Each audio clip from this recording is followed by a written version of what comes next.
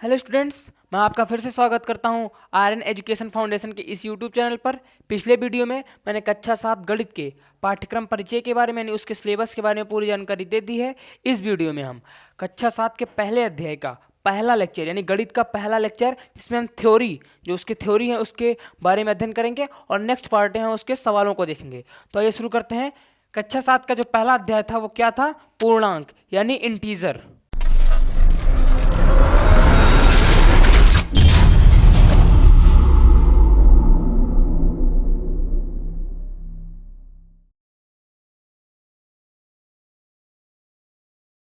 ठीक है, धनात्मक संख्या, ऋणात्मक संख्या एवं शून्य को शामिल कर बनी संख्याएं जिसमें दशमलव वाली संख्या ना हो, पूर्णांक संख्या कहते हैं। यानी जैसे कि माइनस वाली संख्या, जैसे कि -1, -2, -3 और जीरो भी यानी शून्य संख्या को भी शामिल करते हैं। और प्लस वाली संख्याएं 1, 2, 3, ये सारी संख्याएं इसमें शामिल हो वो पूर्णांक संख्याएं होती हैं। पर इसने ये भी कहा है कि जिसमें दशमलव वाली संख्याएं, दशमलव वाली संख्याओं का मतलब 0.2, 0.3, -0.1, ये सारी संख्याएं शामिल नहीं होती हैं। ठीक है, तो इसी प्रगुण पर पूर्णांक संख्याओं को 3 भागों में बांटा गया है। पहला आपके सामने आता है पूर्णांक संख्याओं का प्रकार धनात्मक पूर्णांक, यानी जो प्राकृतिक संख्याएं होती हैं, समझ लीजिए वही हैं। कौन सी संख्याएं? प्राकृतिक संख्याएं।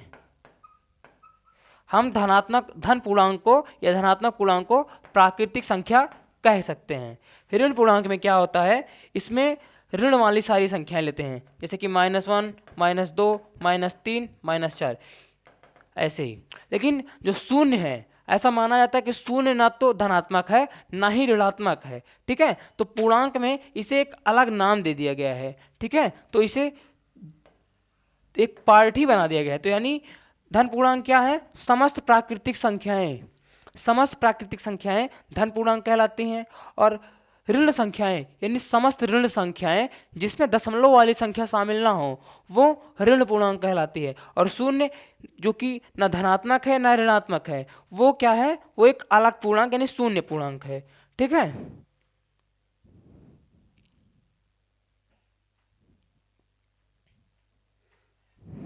देखिए आपके सामने एक टॉपिक आता है योज्य प्रतिलोम। योज्य का मतलब होता है योग, योग का मतलब होता है ऐड। ठीक है, एडिटिव इनवर्स। क्या? Additive inverse. ठीक है, इसमें क्या होता है कि हम उसके विपरीत संख्या जोड़ते हैं। जैसे कि धन का विपरीत हम लोग जानते हैं ऋण होता है। तो जैसे अगर 1 में हम -1 जोड़ें तो क्या होगा? 0।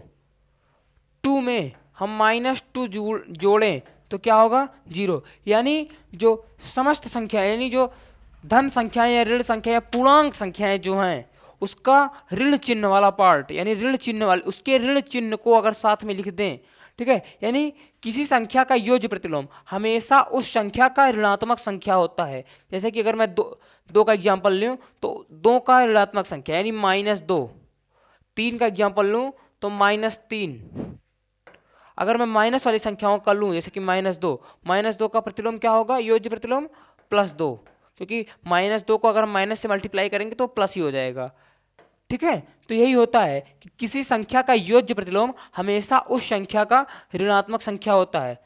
ठीक है,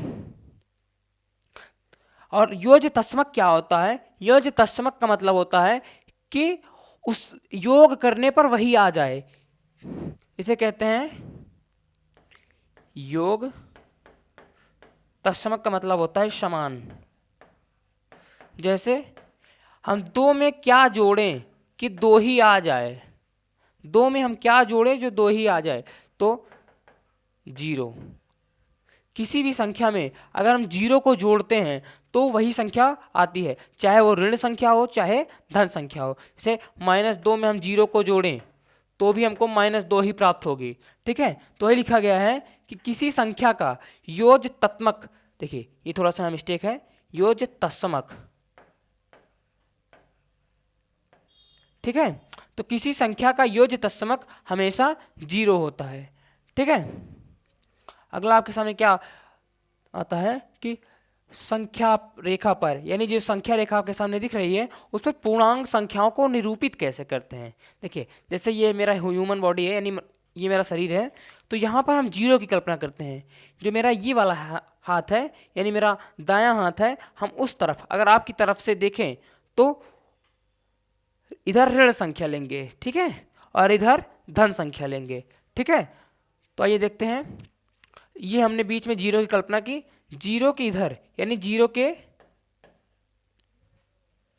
लेफ्ट में, ठीक है, हम हमेशा इस तरफ से कल्पना करते हैं। जैसे ये मेरा हैंड है, ये मेरा लेफ्ट है और ये मेरा राइट है। राइट में हमेशा पॉजिटिव चीज़ें लेती हैं, ठीक है। तो लेफ्ट में हम ऋण संख्या और राइट में यानी दाएं में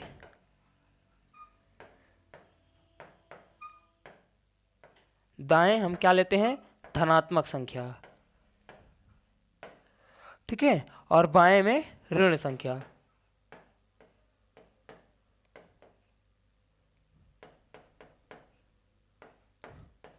ऋण संख्या, ठीक है। आप लोग इसको ऐसे भी याद कर सकते हैं कि दा के बाद यानी दा धा ना, दा के बाद धा आता है, यानी दाएं हमको धनात्मक लेनी है, ठीक है। तो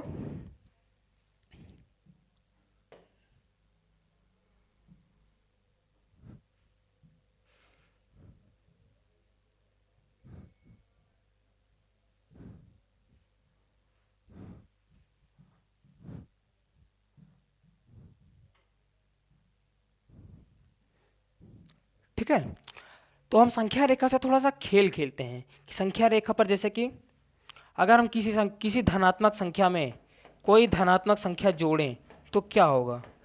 जैसे मैंने 3 जो कि एक धनात्मक संख्या है, जिसमें एक धनात्मक संख्या 2 जोड़ें तो मैं क्या हुआ कि 3 आपको यहाँ दिख रहा है, उसमें मैंने कोई धनात्मक संख्या जोड़ी तो 5 आपको यहाँ दिख रहा है।